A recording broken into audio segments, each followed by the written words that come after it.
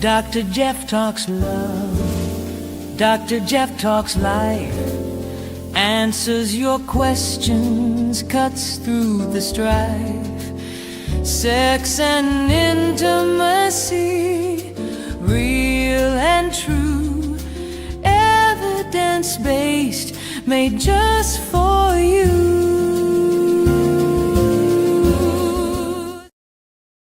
Greetings. Hello.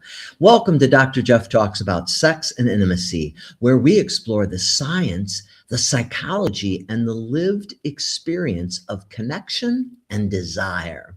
I'm your host, Dr. Jeff Albaugh, and today we're diving into how play can help us reconnect with pleasure, curiosity, and our erotic selves. This is episode 71, Beyond the Problems, How Play Transforms Sex, Desire, and Intimacy. So whether you're watching live or listening to the recording later, every moment of your amazing life matters. And I count it a true blessing and gift to have you here joining us to improve your life. I sincerely thank you. I want you to know that you are the reason this podcast exists. We are connected across so many platforms. We're on Facebook, we're on YouTube, we're on X, we're on LinkedIn. If you're joining us on X, pop over to one of the other platforms like LinkedIn, Facebook, or StreamYard so you can interact with us and ask us questions. If you are a Facebook person, please do us a big favor and follow us. The more people who follow us, the more things we can do on Facebook. Please visit the website. Learn so much about all the different episodes. We have had the most amazing guests, over a year worth of guests. Wow, 70 episodes with awesome people. You can watch previous episodes. You can pull up the calendar and see all the exciting things we have coming up all the way through August. We got some programming. Very exciting. So go to the website. You can take Dr. Jeff Talks About Sex and Intimacy wherever you go. We are streaming with you. We're on Spotify, Amazon, iHeartRadio. So whatever your favorite music streaming service is, take us along. While you're working out, you can learn about sex and intimacy. While you're on the road, you can learn about sex, intimacy, and relationships. So take us along. As always, I'd like to take a moment to remind you that everyone is welcome here. Whatever your sexual orientation, gender identity, or relationship style, please know that this podcast was created for you, and you are so welcome here. The mission of the podcast is really simple. It is to empower and enlighten you with the evidence-based information you need that improves your sexual health and deepens those wonderful relationships that you have so you can live your one miraculous life more wholeheartedly and with more love. Who doesn't want more of that? So today's conversation invites us to shift something fundamental in how we think about sex and intimacy. So often, when challenges arise, whether it's low desire or a desire discrepancy between partners or feeling disconnected, we move into problem-solving mode. We analyze, we try to fix, we search for the right answer, and while insight has a place, the truth is the erotic self doesn't thrive under pressure or overthinking. And gosh, aren't we always overthinking, that voice in our head going crazy? What if the path forward isn't more effort, but what if the path forward is more play? In this episode, we're exploring how bringing curiosity, lightness, and even a sense of fun into our intimate lives can open doors that logic alone cannot. Play has an incredible role. It helps us move out of our heads and back into our bodies. It creates space for exploration, experimentation, and authentic connection without the weight of expectations and performance. So first off, joining me today for a co-host is my good friend and colleague who you've learned to love as well through this podcast, Dr. Susan Kellogg-Spadt. She is a sexologist. She's an amazing advanced practice nurse who has her own practice. She is the person who is my go-to person about female sexual sexuality and sexual dysfunction, and I'm always excited to have her co-host with me. But joining me is another friend and colleague, Lena Elkhatib. She is a highly respected sex therapist and supervisor. She helps individuals and couples reconnect with their erotic selves in ways that feel expansive, embodied, and deeply human. Together, we're going to talk about how prioritizing play can help couples navigate desire differences, reduce pressure, and rediscover a sense of aliveness in their intimate relationships. So, my guest, Lena Elkhatib, she is a licensed marriage and family therapist. She is ASEC certified sex therapist. You've heard me talk about ASEC, where you can find therapists and counselors. And she's a certified sex therapy supervisor. She specializes in working with individuals and couples navigating sexual concerns, desire discrepancies, relational disconnection, and the complexities of erotic identity. Lena's approach integrates evidence based sex therapy with a deep appreciation for embodiment, emotional attunement, and the role of curiosity, one of my favorite words, and play in sexual well being. She's particularly passionate about helping clients move away from performance driven or problem focused frameworks and towards a more compassionate, exploratory relationship with their sexuality. So, without further ado, I want to bring on my fabulous co-host and my wonderful guest. Welcome, Lena, and welcome, Dr. Kellogg-Spadt. Hi, so happy to be here. So Hello. happy to have you guys. And what a great subject. Don't we all, in our romantic relationships and our sex and intimacy, don't we need more play in our lives? Oh my God. I mean, I am here to talk about that, and you're going to have to silence me at some point because I can't stop talking about play. I love it. And I know, Dr. Kellogg, you were like, oh, I definitely want to be on this episode because we love play. Yeah. Without further ado, Lena, what I'd like to do is hand it over to you so you can do your presentation, and then we'll come back on and talk about it soon. Sounds good. All right. So, I think the juice is going to be in the conversation that we're going to have after this. So I'm going to try to go through these slides pretty quickly. But like I was saying a minute ago, I could go on and on about this because I truly believe that play is one of the most underrated and yet one of the most powerful tools that we have to transform the way that we do sex, desire, and intimacy. And what's great about it is that it's a tool that we have been using our entire lives. So we have it, it's available to us, it's powerful. And unfortunately, we don't talk about it as much as we should, especially in the context of therapy. So that's something that I'm hoping we can start to change. So Jeff already did the introduction, so I'm going to skip past this. But here's the thing. I'm a sex therapist, and hands down, the most common thing that I see in my office is when couples come in wanting to work on desire discrepancy, which is basically when a couple comes in, you have one partner saying, I want to have more sex, and another partner that's saying, I want to have more sex, but I just don't. I really do, but I don't. And usually, by the time they come into my office, sex, intimacy has become so burdened by resentment, rejection, guilt, anger, shame, pressure, anxiety, all of these very unsexy feelings. People are just carrying this and wondering, why can't I connect sexually? Well, kind of makes sense if that's what you're holding. And that's usually what people are coming in with. And so, in therapy, understandably so, we work on communication skills. How can you talk about your wants and your needs? How can you know, talk about this discrepancy in a way that's going to be more compassionate and more understanding? We do psychoeducation around the different types of desire. It's so important to understand the way our body works, to understand our partners, to understand our own erotic identities. Crucial. We talk about things like prioritizing intimacy, scheduling intimacy, date nights, things like that. We address imbalances in the division of labor. If your context in itself doesn't feel conducive to intimacy, chances are it's not going to happen. We talk about broadening intimacy, working through resentment.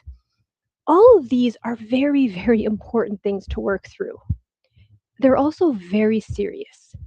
Now, don't get me wrong. I'm not saying we shouldn't work on these things. They're important.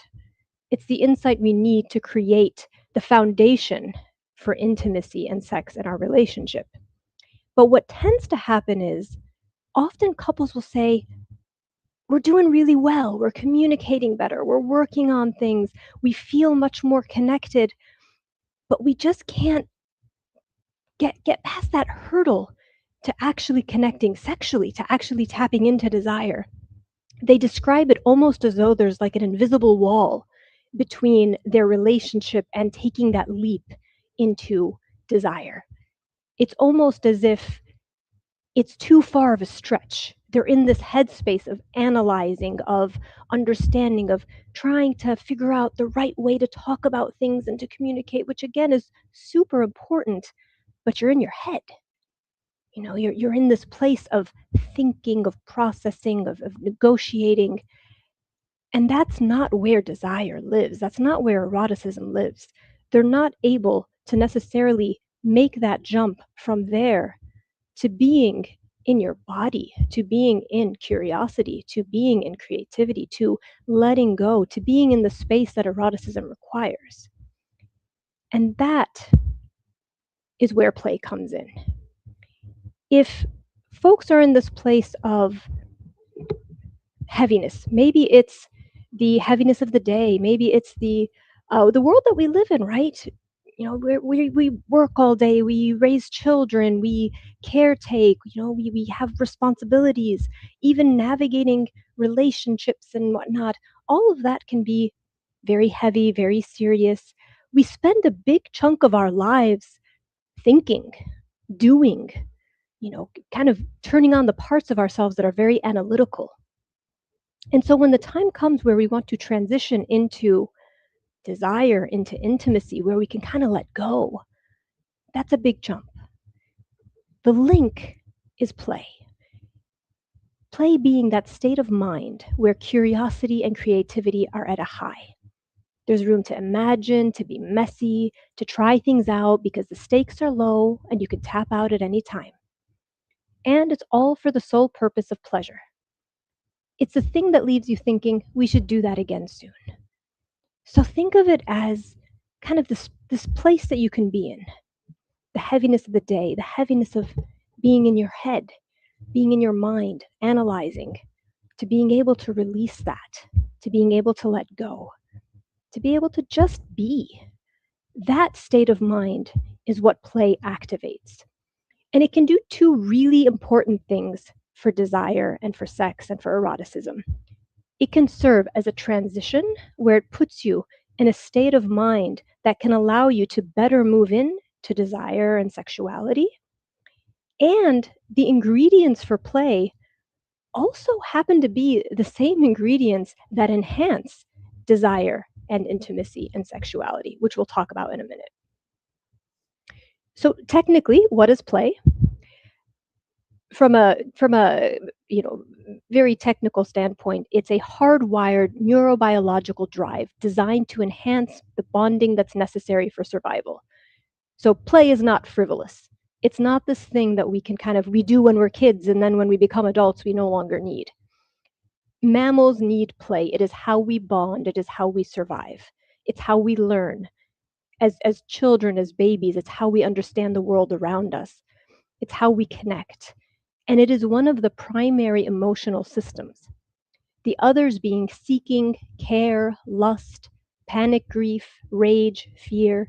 So it is a part of who we are. And yet somehow we talk about play as though it is child's play. But it's not. It is very much crucial for our survival. So the 7 core tenets of play, and these are put together from a variety of different sources. But if we think about play and we kind of break down the different kind of aspects of it, one, play is voluntary. It's not fun if people are forced to do it, right? Everybody wants to play the game. That's what makes it fun. So if you think about that in terms of desire and intimacy, this is what consent is. Everybody's game. Play is done for play's sake. There's no objective, right? You're doing it just for the sake of fun.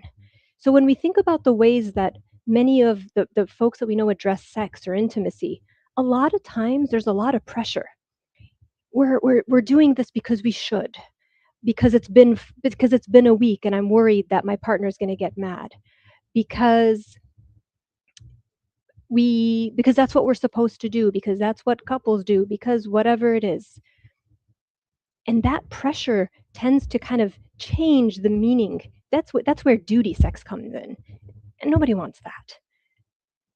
Play is done for play's sake. And to be able to kind of tap into this notion of doing things just because they're fun, what a beautiful way to tap into that and apply that to sexuality.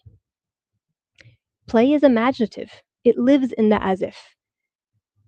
If you look at the way children play, they are figuring it out as they go. They're masters at it. If you just watch, I have two small children, I'll often just watch the way they just create things. All of a sudden, a Tupperware becomes this magical bowl, and there's something in it that's going to change them into a wizard, and they all take on these roles, and anything can be anything because they say it is so. What a beautiful way to be open to anything. And what a beautiful part of yourself to bring into intimacy. I can be anything right now. I can shed the roles that maybe I've been carrying all day. Maybe roles that force me to be in caretaking mode. Maybe roles that force me to be serious and on and in control. Maybe I get to imagine what it's like to let that go and try on something else. Play involves a state of flow. And this one I can't emphasize enough. Play is, at its peak, you are in the game. People that run might understand this. When you start running, after a little bit, a few blocks in, suddenly you're just in it. You're not thinking of anything. You're totally present. You're feeling it. You're in your body. This flow being total presence. And this one is especially important because, man, how many of us can't help but pick up our phones 1,000 times a day? How many of us get into bed and then the first thing we do is we start doom scrolling, and then we wonder why we're not feeling this connection with our partners, why we're having a hard time with touch, with intimacy. We're having a hard time being present because there's so many interruptions around us all the time. Play allows us to be there, to just be fully immersed in what's happening in front of us. And especially in today's age, that is very rare. And I think play reminds us how to do that. And intimacy needs that. Play has no agenda. It doesn't have to lead anywhere. It is just whatever happens, happens. And for many people, that is something that is hard to access because, again, we live in a world that is very goal-oriented. And a lot of that goal-oriented mindset has been applied to intimacy. If we have sex, someone has to have an orgasm. If we have sex, it's for a specific objective. There has to be an erection for us to be able to be intimate with one another. Not necessarily. Intimacy and closeness in sex can look 1,000 different ways as long as it feels good for everyone involved. There doesn't need to be a goal. It can just be enjoying one another. Play is intrinsically motivated. You play because it's fun. And when it's fun, you want to do it some more. Same goes for intimacy and desire and sex. When you have good sex, you want more sex. When you have embodied sex, when you are present in it, when you are feeling it, chances are you're going to want more of that. when you're having, you know, sex, disconnected sex, kind of check the box sex, chances are you're not going to be thinking about it the next day. You're not necessarily going to crave that and want that and look forward to the next time you're going to have that experience. So it's not necessarily low desire if you're not desiring a mediocre experience. It's common sense. Play is intrinsically motivated because you are having an experience that is fun and enjoyable and pleasurable, and so you want more. Same thing for intimacy. And then play is relational. And this is one of my favorites. You can't play if you are not being in relationship with people you're playing with, right? You have to co-regulate, you have to negotiate, you have to be attuned to one another, you have to co-create whatever game you're playing. If you're playing pickleball with a partner and you're noticing that, oh, my partner, maybe they don't play as well as I do. You're not going to keep smashing the ball at them. That's not going to be a fun game. Chances are you're going to kind of tone it down a little bit to keep the game going. Enough where it's still fun for you, but they can actually engage with you and they can actually hit the ball back, because that's what makes the game fun. You're working together, you're reading your partner so that the game can keep going. That is what makes it relational. That's what makes it fun. You're paying attention to one another and adjusting accordingly. That is what makes intimacy powerful. You're paying attention to one another and you're adjusting accordingly. You're seeing each other and you're responding to each other. That is the very heart of intimacy. And that is what play does. And again, we do it so well. We know how to do this. We are wired to do this. We do this as children. But as we get older, it's kind of trained out of us. But these skills, we have them. And so if we can start to remember how to play and apply these to sex and to intimacy, man, what a powerful experience. So I'm going to go through the next couple slides very quickly. But to put this in practice, I would say pull out Emily Nagoski's Come Together book. Those emotional systems that I was talking about, care, play, lust, rage, fear, panic, grief, she talks about pathways. She talks about how to use play, lust, care, rage, fear to understand what you need to get from one space to another. Because a lot of times people might be in anxiety and wondering why they can't get to lust, when really what they need is to go through care so that they can get to play, so that they can get to lust.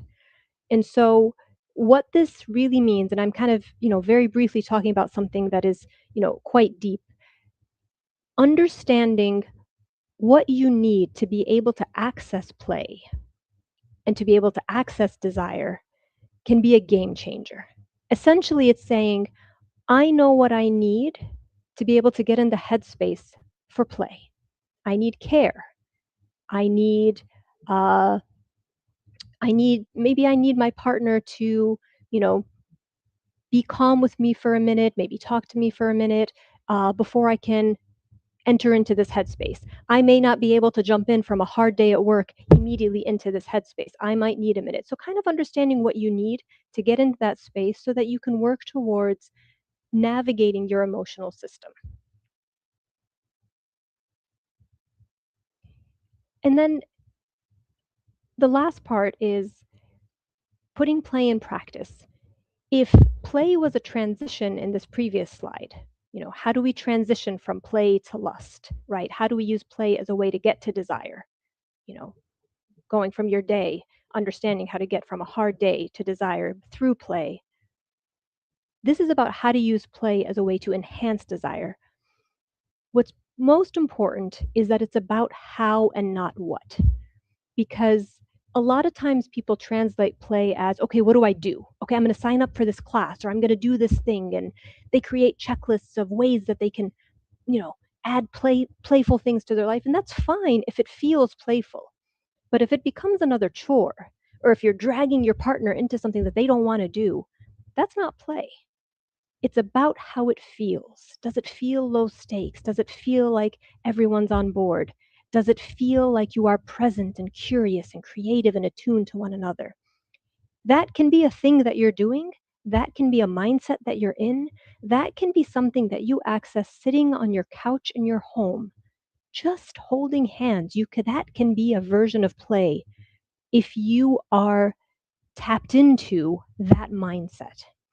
So again, play is a how, not a what. And then lastly, I would say learn to be good playmates. That might look like, hey, let's play together. Let's come up with this game together.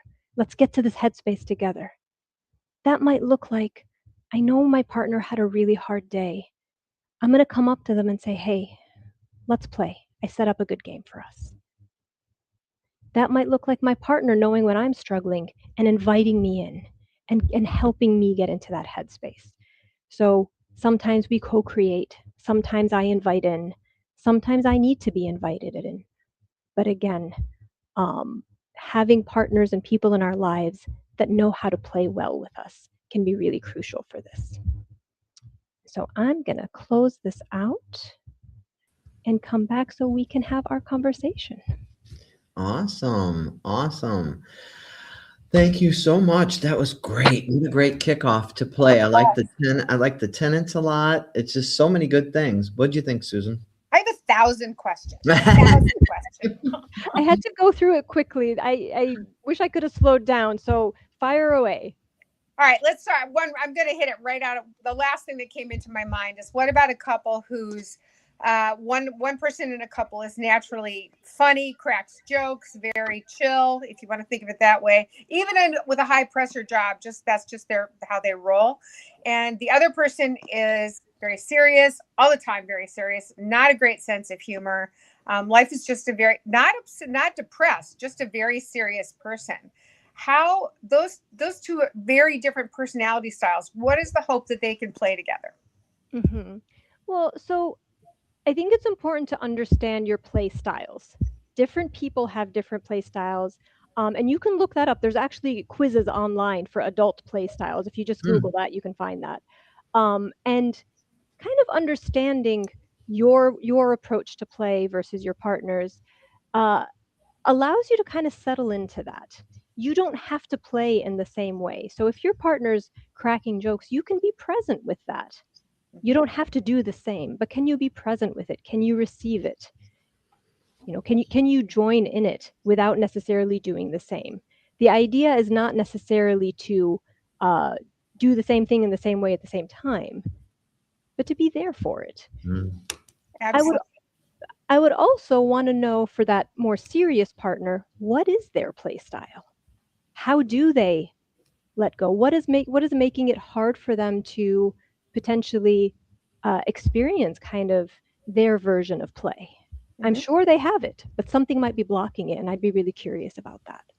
I think sometimes you think about, gosh, we innately and intrinsically know how to play. We were born to play. We used to play, right?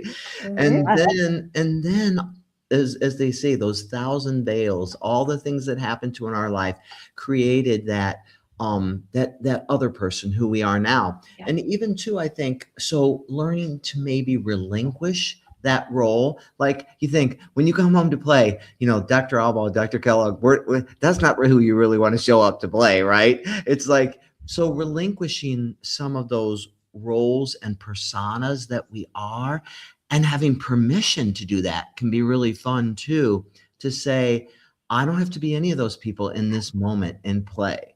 And that's what really removes some of that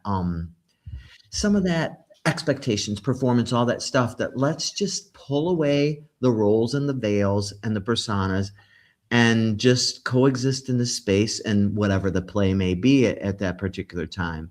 I think that's what can make it exciting.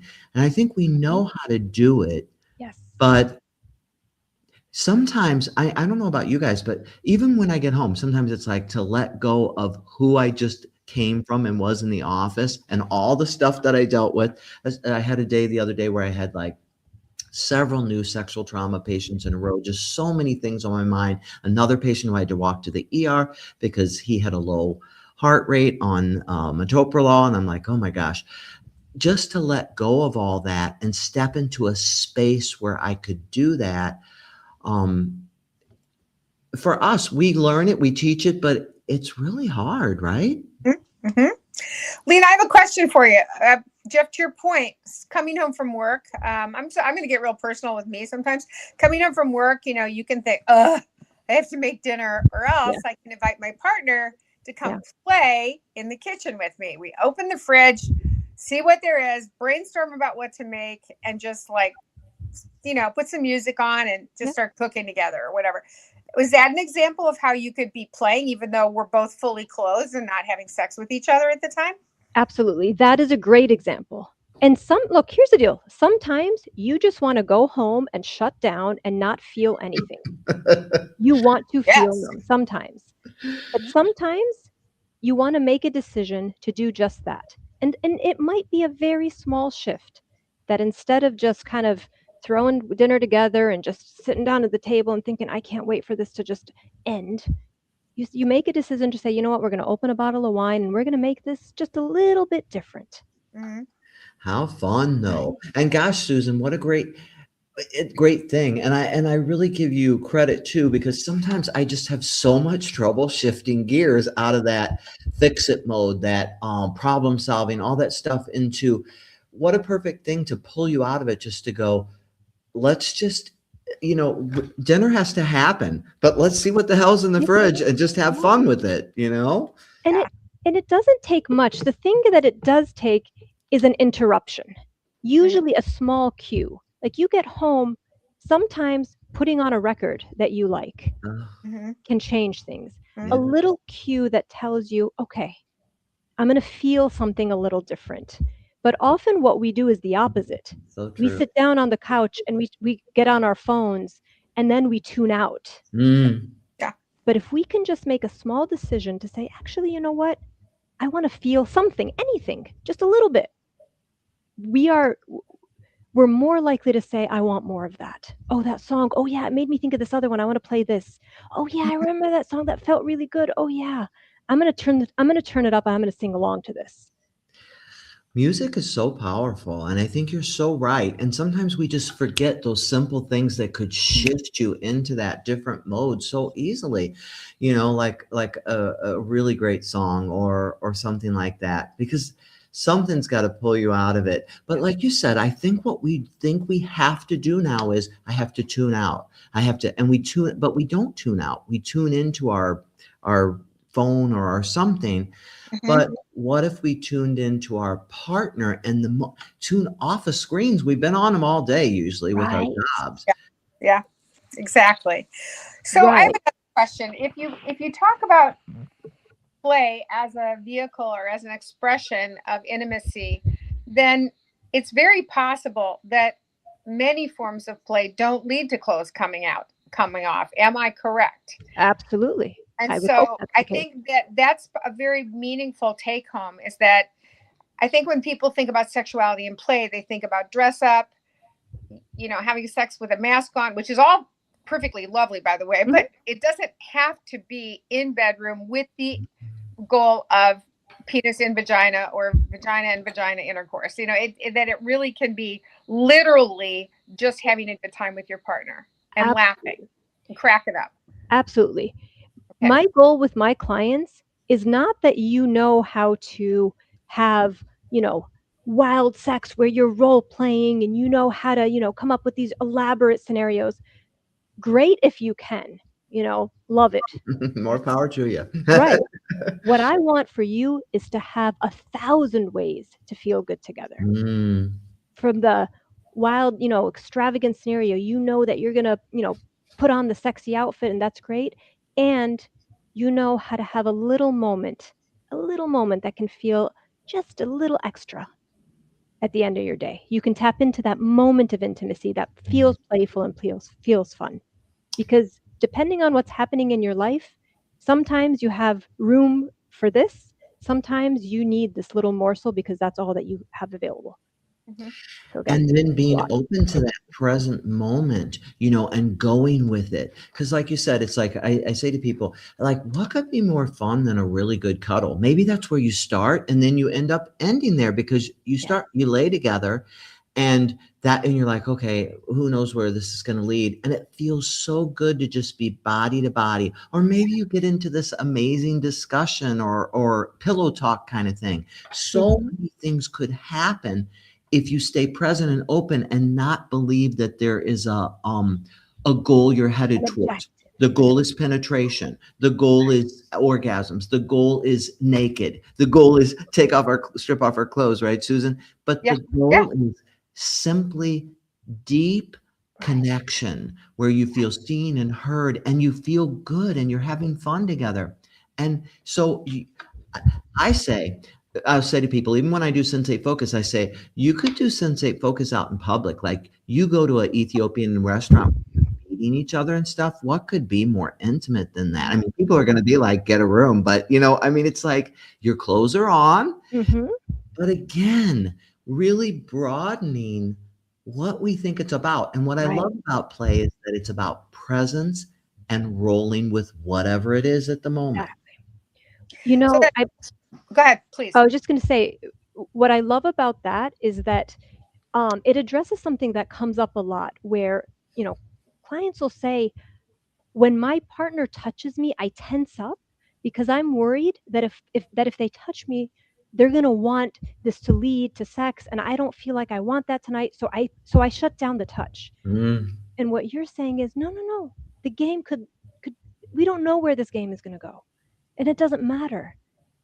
As long as we're open, we get to feel good, and that might be, giggling on the couch and cuddling, and that is beautiful and wonderful, and it can be just that. And I would say, to your both of your points, I think let's see where it's going to go, but to make sure that woman or man who says, oh, when my partner touches me, I like go, my head automatically is, what's this going to lead to? What does he want? What does she want? Maybe being more explicit at the beginning of play, like, this is really what this cuddling feels so good. Jeff, you brought that up. Like, that's where it ended that night in that your scenario. So this cuddling feels so good. This is how this is where I'd like to keep it. I think there's a place in play for limit setting if it makes everybody more comfortable. Agree? Not agree? Well, if we think of how play works, I mean, again, let's learn from the masters. Little kids are playing a game. Hey, do you want to play doctor? I want to be the doctor. No, I don't want to play that game. Actually, I would rather, can we just play, can we play vet instead? Okay, that sounds fine. Okay. Suddenly they're playing vet. The negotiation is happening. Structure is being created. And it's happening because they want to keep the game going. It's attunement. It's communication. It's an awareness that everyone has to be on board. I think it's so important. And Suze, I think you hit on a really, really important thing. I have so many of my female patients. I see a lot of sexual trauma patients, a lot of people, they're just like, I just don't want anybody to expect anything from me. I feel like every man I meet wants something from me, and it's usually very similar. And I just don't want to feel like they need anything from me, that I can just be in that moment. And I think that's really important I know that's what my patients talk about all the time, just God. And sometimes at the end of the year, it's like, God, I hope nobody else needs anything from me because I got nothing left, right? So just be there. And just think of that tension, right? Like, someone is coming to you, putting in a bid for affection or attention, and you're tensing up because I don't know what's going to happen. Are they going to get upset? Are they going to withdraw? Are we going to get in a fight? Like, right off the bat, the intimacy is gone. But and again, kind of, when I say the ingredients for play are the ingredients for intimacy, that relational piece, that ability to say, we are figuring this out. To be doing this together means I can go into this knowing that I can join you, and I can say, hey, I don't feel like it. And you're going to say, oh, okay. That's it. So that brings me to a place of Oh, go ahead, please. No, I just was thinking my turn to be in charge of play, like you said, that maybe this particular time, hey, I want to kind of dominate where this is going to go a little bit, because I just want, or I don't want it to go wherever. I think some of those boundaries and stuff might be really healthy and really good too that you brought up, Susan. So along with boundaries, there has to be safety. So I'm thinking of a couple I just worked with that she was in trying to be playful and said, I wonder what it would be. Here's curiosity. I wonder what it would be like if I got to, and Jeff and I have talked about this before, it's called handwriting. If I got to watch you, to her male partner, pleasure yourself on your penis, and I got to put my hand over your hand and just go along for the ride, so to speak. No pressure on her. She's thinking I might learn something and he still gets to feel good, right? So together, blah, blah, blah. And the safety piece was broken when he said, that's a stupid idea. And it took everything in her to bring this up, like everything, to say, what would it be like if? Yeah, she took a risk. I think setting not only boundaries, but to make it a safe space, because when little kids are playing unicorn, they don't say, that's a stupid idea. There are no unicorns. You know what I mean? Right? So how do you, as a therapist, Lena, how do you set the rules? Yeah. So one of the things, and this is from Dr. Alexandra Solomon, I talk about this so much, what she calls the sacred sexy trio. And it's risk, trust, and self-compassion or compassion. And basically what she says is, you take a risk. Hey, I wonder if I could try this thing with you. And the hope is that the partner says either, yeah, that sounds great, let's try it, or, thanks for sharing that, but you know what, I'm not up for it. That's a totally fine answer. And if you get that answer, cool, you built trust, right? I can share a desire and I trust that you're going to respect that. And now I can take an even bigger risk. What happened with them is that this partner took a risk and it didn't pan out so well. She got rejected and she got shamed for saying that. The part that you need to lean on is compassion. You messed up. This didn't get handled well. You took a risk, and instead of meeting it with care and kindness, you met it with judgment and shame. So there's some repair that needs to happen there. And so I'll often work with couples on how you can learn how to recognize a risk and how to address it in a way that's going to build trust. And when you falter, because you will falter, how can you repair? People mess up. So important. And, because I think about it and I think, gosh, let's face it, all this is real vulnerable. Your client who did all that was being incredibly brave and vulnerable to do it and say what she did. And that's where it's like, especially with play, we don't want to poo-poo the other person's idea, right? We don't want to poop on somebody else's great, whatever that idea is. It's sort of like when someone's eating something they're really enjoying, you're like, ooh, do you like that? Right? Yeah. It's not okay. So I think maybe setting some ground rules and things can be really helpful too. So it's a really good point. Setting ground rules, again, this attunement, we want to play together. We want to keep this, if we want to keep this play going, here's what we need to do. And when we mess up, not if we mess up, when we mess up, how do we take care of each other? Really good point. So do you think this is one of the reasons that people, my patients often will say when they have had a little bit of wine or maybe they've had some marijuana, they tend to flow more in sexual play with their partner. Do you think that taps into that ability to play a little bit more? I'm not condoning or condemning that. I just am making a comment, actually. Probably lowers some inhibitions, probably allows, depending on how they're responding to it, it maybe allows them, to what Jeff, you were saying earlier, to shed some of the roles that they're carrying throughout the day. Yeah. So I got a question that came in for you. It's, my partner and I love each other deeply, but sex has started to feel very serious and goal-oriented. So how can we begin introducing more playfulness without feeling forced or awkward? I thought that was a good question. Yeah. So one, even if it feels forced or awkward, that's okay. I think there's something, you can even laugh at that. You can even laugh at the fact that, oh my God, I can't believe we're doing this. That's all right. But I would say do it more. Try a lot of things, from sexual things to non-sexual things. Playing a game together, playing a board game together and laughing your heads off, that is a way to introduce play that is non-sexual by any means, but it helps you feel, again, it's the how. It helps you remember what it's like to let go. It helps you remember being present with one another. It helps you remember kind of being in this easeful space with one another.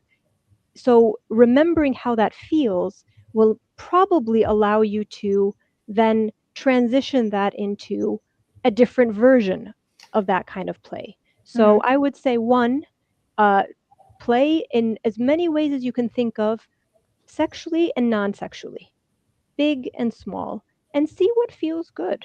Experiment, try things. This really is about an exploration, because there's no manual. There's no kind of if this then that. You really just gotta try things out and let yourself feel and have the experience so that you will want more of it. Mm-hmm. Susan, Dr. Kellogg, what do you think about that? About how can we begin introducing play without feeling awkward on this person who's a little bit, serious and goal-oriented and uptight? Well, I will tell you that no matter in practice, and I think Lena, you would agree with this. In practice, there almost always is one person who's much more awkward and much more, and much another person in the party that's like, oh heck yeah, that sounds like fun. I want to laugh more. Do you know? So I think that probably saying that this is normal, number one, that it's normal that not everybody's all in the boat the same way. Sure. And that I'm not always lucky enough to see both people in my practice. I usually just see women, and they go home and they try to employ things that we talk about in the office. And sometimes they get met with, that's a stupid idea. And other times they get met with, well, it sounds weird, but okay, I'll try it. And then they end up cracking up. But I think to say that there's a number of ways this could be received. It could be received really wholeheartedly, and other times it could be almost feeling like it's shut down. So the first thing you want to get is buy-in to the concept of play. Just try it. You know how people do, Jeff, your point about the food, people say, well, I know you don't like nachos and ketchup, but just try it. Just try. Have you ever had it before? And so just try it. And I promise, if you don't like it, we can stop. Because that's kind of negotiation that happens with sex anyway, to be honest with you. Right. For sure. So yeah, because consent is an ongoing thing always. So that's good. Right. Play is voluntary. I have another question for you guys. I feel disconnected from my erotic self due to stress, parenting, illness, aging, and my cancer treatment. What are some small ways to begin reconnecting with pleasure, sensation, and play again with my partner? So I would highly recommend that emotional floor plan that I was talking about earlier, because what it does talk about is transitions. Because you're talking about some really hard things to be in. It can be very difficult to want to jump from anxiety, grief, and fear into a place of play. So something that I would kind of wonder about is, might there be a level of care that you need before you could potentially access play? It's a question. Is there some sort of supports you need? What conditions might help you better settle into play? Those are things that I would wonder about. And also, when it comes to play, what are things that feel available to you? They can be sensory, right? Things that, what are things that helps your body feel good? What are things that you can access, touch, taste, smell? It doesn't have to be a big ordeal, but something where you can really let yourself in the moment just feel from a pure kind of five senses standpoint. That can be a way to kind of really kind of turn your senses on. Mm. Remembering the things that you enjoy. For some people, it's, they forget that they love to read. Maybe they haven't read a fiction book in ages, and then they, pick up a novel and they're like, oh my God, I forgot how much I love this. And, suddenly they found something that they've reconnected with. Mm. So I would say one, sensory things that are easy to access that involve kind of the physical sensations, but also kind of revisiting the things in the past that have brought a sense of joy and wonder, and maybe seeing if you can re-access those. It reminds me, Susan, when you were talking about, you put on the mask so you don't know and you feel the different textures, and it's a way of play, like get out all the different things, the feather duster, the different things, and let them feel these different textures and things with a blindfold on. That was one of the fun things you brought up in a previous podcast, which I thought was really such a great idea, to use senses that we don't always use like that, Right. Smell, aromatherapy. But I like that idea a lot. Novelty does wonders, right? If we're used to a scent that's different, a sensation that we're not used to, when our body feels something that is different, it turns us on in a different way. Absolutely. One of my, to your point of, I had a couple where they both were both definitely experiencing aging, advanced aging, and in the, how shall I say this? In going into their age, the older they got, the more she liked light, feathery touch, and the more his rough hands were more rough, like really rough. And so one of their most successful sexual scenarios, intimate scenarios, was when he decided to take a little brush that you would baste a turkey with butter. Are you with me, guys? They're very soft. They look like paintbrushes, but not really. And he did that on her arm, and she was just like completely aroused by the end of that. I was like, Yep. he turkey basted you, but it was a non-painful, gentle touch that was just so lovely to her and so thoughtful of him. Put those two together, and that's a beautiful scenario. So, and that's the thing. I love that you guys talked about giggling, because I mean, my wife and I, we just celebrated 40 years, and I will say that as you get older, you better learn to giggle, because things just happen that you're like, oh, and you can't move like you used to, and you end up falling over or doing whatever. And so we laugh a lot, during those intimate moments, sometimes never at each other, but with each other. It's like, I can't move my leg. It's stuck, or whatever happens. So, gosh, I mean, the thing is we could talk all night long. So what I'd like to invite you both, I would love to do a play panel 2, where we come back to this subject and talk more about some of these ideas and different things, if you're willing, this summer. I would love it. And I'd like to I really would like to talk more like things that actually happen, because we all see clients all week long. So yes, because those are some things you can't even dream about. This stuff, they have the stuff that people dream up to play. It's so lovely. Right. Well, and it's helpful for people to kind of have the practical application of it too, like turkey basters. So we'll plan it for sure. So we're going to plan that one. I will get back to you both, and we will do that this summer. We'll do something that would be really great. And so we will do a play panel 2. But gosh, so many great ideas, so many good things. I'm going to do our closing centering exercise, and I will come back for your final thoughts for listeners from both of you. But gosh, so many good things. It's like, okay. As we come to the end of this episode, I would like to invite you into a brief moment of reflection, just an opportunity to reconnect with that sense of curiosity and play within your beautiful self. If it feels comfortable, gently close your eyes or soften your gaze, whichever feels most comfortable. Take slow, steady breath in and exhale fully.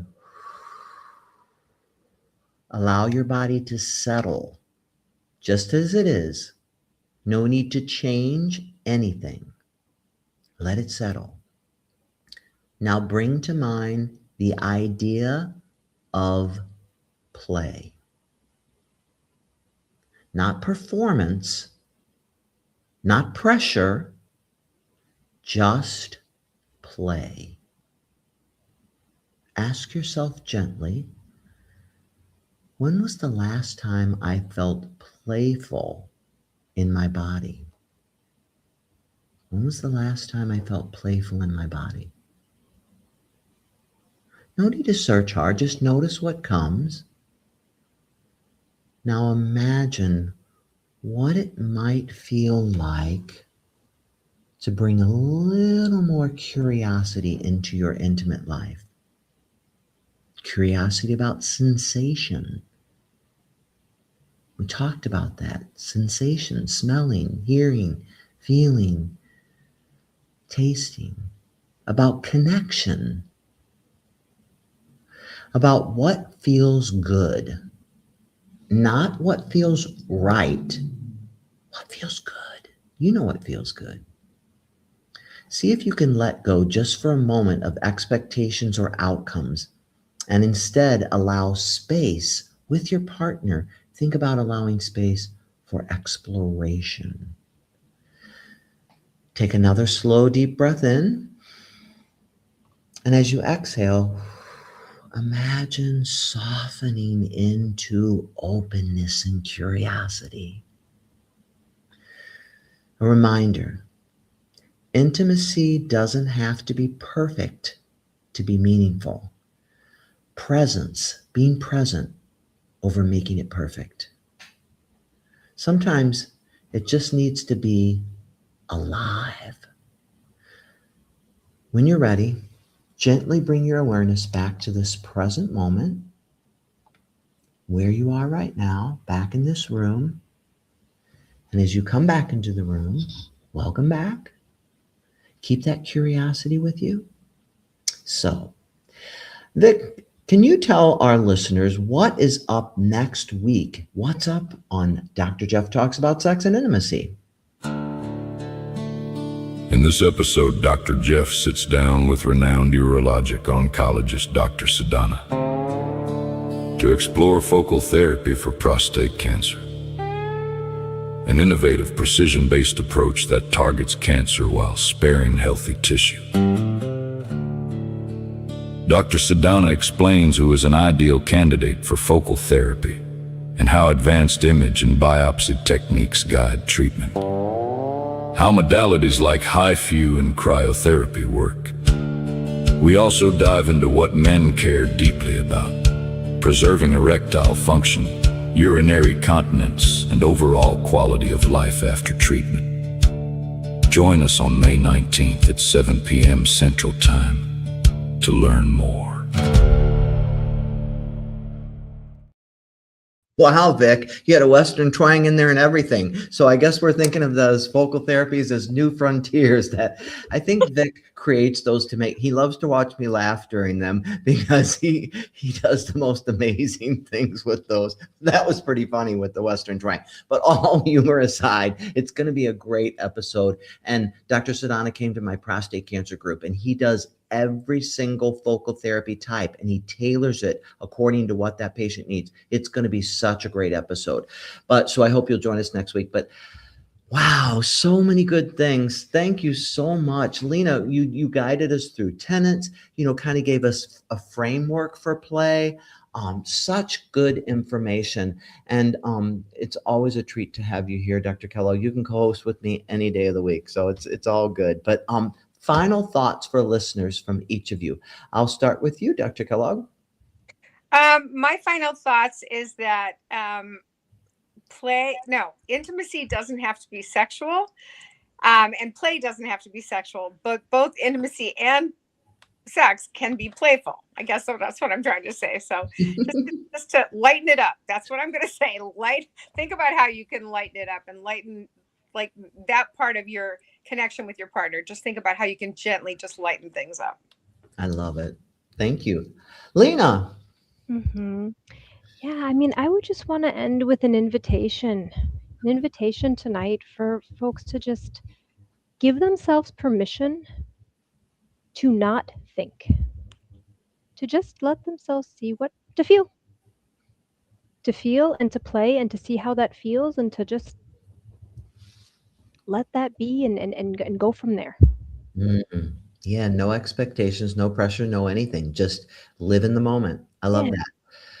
Listeners, just remember you were innately and intricately born to play. You started playing as an infant and you know how to play. A lot of things in your life may have robbed you of that, but there is no reason in the world why you can't return to play on your own with your partner, and it can build some wonderful, wonderful things back into your life. Think of how happy you are or were when you knew and played. I think of the incredible fun I had as a youngster. You can have all that again. So that's my hope and prayer for you, is that you play. You have more play in your life, and that play leads to more love and connection. Thank you for joining us, and goodbye. Who's Dr.